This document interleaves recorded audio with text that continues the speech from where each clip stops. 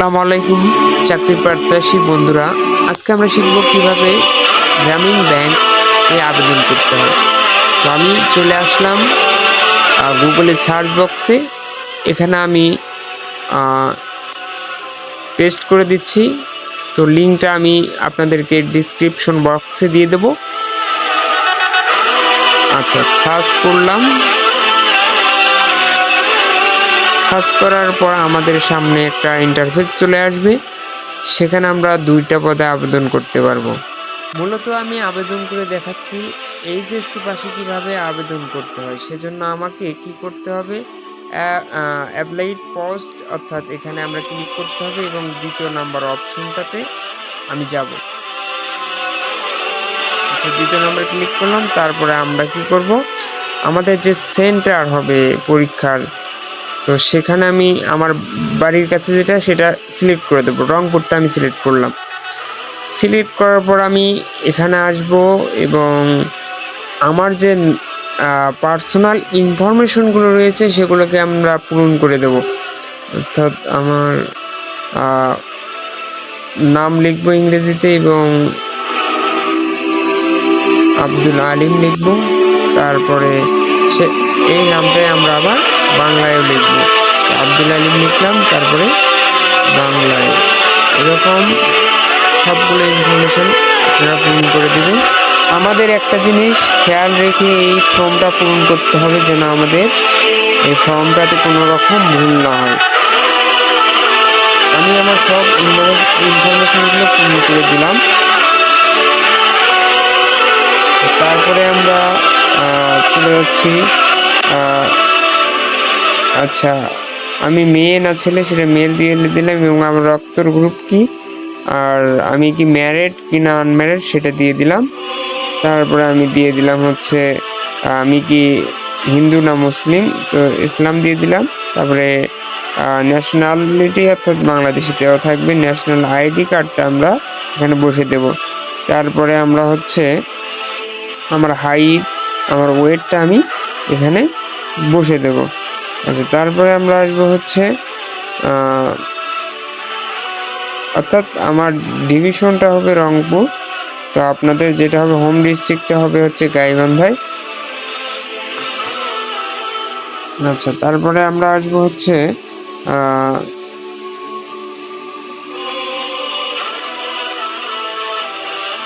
থানা অর্থাৎ গোবিন্দগঞ্জ হবে আমার, আর ভিলেজটা দিয়ে দেব উত্তর ধর্মপুর আমার। তো আমি উত্তর ধর্মপুরে দিয়ে দিলাম। পোস্ট অর্থাৎ পোস্ট অফিস সেটা দিয়ে দেব। তারপরে পোস্ট কোডটা দিয়ে দেব। আচ্ছা, মোটামুটি আমি সবগুলোই পূরণ করলাম। এ পাশে আমরা ইংরেজিতে লিখবো, এ পাশে বাংলা দিয়ে লিখবো। ইউনিয়ন লিখবো রাখালপুর।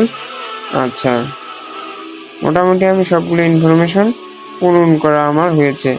তারপর নিচে একটা থাকবে, তো আমাদের দুইটা থাকবে প্রেজেন্ট অ্যাড্রেস। তারপরে আমরা চলে আসবো ডাইরেক্ট নিচে আমরা হচ্ছে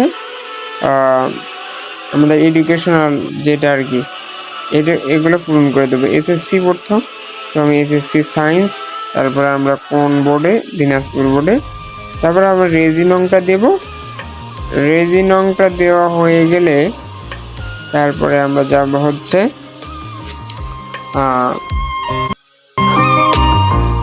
রেজি নংটা দিলাম। তারপরে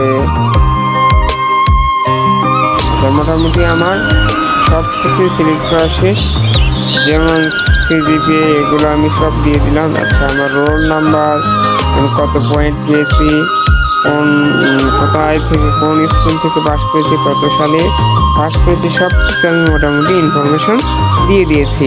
আপনারাও দিয়ে দিবেন। তো আমি ভিডিওটাকে শর্ট করার জন্য একটু কেটে করেছি। তো আমার এসএসসি শেষ। এখন এইচএসসিটাও আবার অনুরূপভাবে আমরা পূরণ করব। তো চলুন আমরা এইচএসসিটা কীভাবে পূরণ করব, ওই আগের মতো করেই পূরণ করব। তো আমাদের প্রথমে দিতে হবে এইচএসসি, এটা আমরা কি করব, সিলেক্ট করে দেব। আচ্ছা, তারপরে আমি দেখেন আমার সবগুলো ইনফরমেশন আমার দেওয়া শেষ, আবার আমার দুইটাই হয়ে গেছে। তো এখন আমরা নিচে আসবো, স্ক্রল করে করে নিচে আসবো। আসার পরে এখানে আমরা মূলত এই জিনিসটা খেয়াল রাখতে হবে, আপনার নাম্বারটা যেন কখনোই ভুল না হয়। তো আপনার যে নাম্বারটা দিবেন ওই নাম্বারটা সব সময় সঠিক রাখার চেষ্টা করবেন। তো আমার নাম্বারটা দিলাম, তার নিচে রয়েছে একটা জিমেইল অ্যাড্রেস, ওটাও ঠিক রাখতে হবে। তো মূলত মেন কথা হচ্ছে আপনারা সবসময় নাম্বারটা সঠিক রাখবেন, তা না হলে আমাদের অ্যাপ্লাইয়ে আপনাদের যে SMS আসা এগুলো সমস্যা হতে পারে। তো মূলত আমার এগুলো শেষ। তো আর এখানে আমরা এক্সপিরিয়েন্সটা N/A করে দেব, দুইটাতেই করে দেবো। যদি এক্সপিরিয়েন্স না থাকে, এক্সপিরিয়েন্স থাকলে সেটা দেবো। তারপরে আমরা আসছি রেফারেন্স। প্রথমে আমি এই রেফারেন্সের নাম দিলাম। তো আমার রেফারেন্সে তার নাম দেবো, তার মায়ের নাম দেবো এবং তার অ্যাড্রেস দেবো। এবার সে দেবো তার বাবার নাম, তার সে আমার কে হয়, সিস্টার না ব্রাদার নাকি, আমি সেটা দিয়ে দিলাম। তারপরে তার মোবাইল নাম্বার দিয়ে দেবো। অনুরূপভাবে দ্বিতীয় রেফারেন্সও আমি পূরণ করব। পূরণ করার শেষ হলে আমি তারপরে নিচে আমাদের দেখতে পাবো ফটো রয়েছে, সেখানে আমরা ফটো দেব। তো আমি আগে আমার দ্বিতীয় রেফারেন্সের কাজ শেষ করি। ওকে, মোটামুটি আমার দ্বিতীয় রেফারেন্সের কাজ শেষ। আচ্ছা, দ্বিতীয় রেফারেন্সের কাজ শেষ করলাম, তারপর আমি চলে আসলাম আমার ফটোতে। তো আপনারা ফোন দিয়ে যে ফটো তৈরি করা হয় সেটা আগে গুগলে ঠিক করে নেবেন। 300 পিক্সেলের ফটোটা যেটা আমি করে নিয়েছি, তো সেটা আমি মূলত ডাউনলোড আছে, আমি সেটা দিয়ে দিলাম। তো দেওয়ার পরে আবার একটা আপনাদের প্রয়োজন হবে সিগনেচারের জন্য এই যে 20 কেবির মতো একটা করতে হবে। তো সেটাও আমার করা আছে, তা আমি করেছি। তো এটা আমি ভিডিও করে দেব কিভাবে করতে হয়। তো মূলত সিগনেচারটা আমি নিয়ে নিচ্ছি। ওকে, নেওয়ার পর আমরা এই যে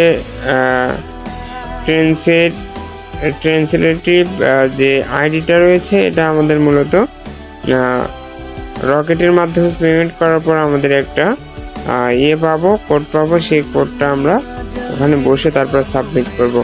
এর আগে সাবমিট করলে আমাদের কাজ সম্পূর্ণ হবে না। তো দেখেন, মূলত আমার সবগুলো কাজ মোটামুটি শেষ। তো আমি দেখবো, চেক করবো যে আমার কোথাও ভুল হলো কিনা। তো আপনারাও চেক করে নেবেন। তো আমার ইনফরমেশনগুলো আমি চেক করে নিচ্ছি, না মোটামুটি আমারটা সব কিছু ঠিক রয়েছে। তো এখন আমি ব্যাংক ড্রাইভ করতে হবে, 200 টাকার মতো লাগবে আমার। তো আমি দেখতেছি সবগুলো ইনফরমেশন আমার ঠিক রয়েছে। তো আমি যে দিছি আমার যে ব্যাংক ড্রাইভের যে কোডটি, সেটি আমি এটি পেস্ট করে দিয়ে এই যে ইয়েস অপশনে ক্লিক করার পরে দেখেন আমার অ্যাপ্লিকেশনটা সাকসেস দেখেছে। হ্যাঁ, আমার অ্যাপ্লিকেশন সাকসেস হয়েছে। তো আমি এখন কংগ্রেচুলেশন দেখা হয়েছে। আচ্ছা, আপনারা এভাবেই করতে পারবেন। তো এটা করার জন্য আপনাদেরকে রকেট যে অ্যাপসটি রয়েছে সেখান থেকে করতে হবে। সেখানে গেলাম, যাওয়ার পরে এখানে আমরা দেখবেন বিল পরিশোধ, এই অপশনটাকে ক্লিক করে আমরা দেখতে পাবো এই যে বিলার ধরন। আচ্ছা, এখানে আমরা ক্লিক করে ব্যাংক FI এখানে ক্লিক করার পর দেখবেন এই 3 নম্বর অপশন 5566 এখানে ক্লিক করব। করার পরে এখানে আমরা অ্যাপ্লিকেশন অর্থাৎ যেখানে যে মোবাইল নাম্বারটা দিয়েছি সেটা আমরা দেব। তো নিজের হলে নিজেরটা, অন্যর হলে অন্যটা দেব। তারপরে গ্রাহকের নাম্বার। আচ্ছা, তারপরে আমরা টাকার পরিমাণটা দেব। দেওয়ার পরে আমরা কি করব, এখানে সাবমিট করব। তো সাবমিট করার পরে এখানে আমরা পিনটা দেব। পিনটা দেওয়া হয়ে গেলেই আমার বিল পরিশোধ হয়ে যাবে। তো এভাবে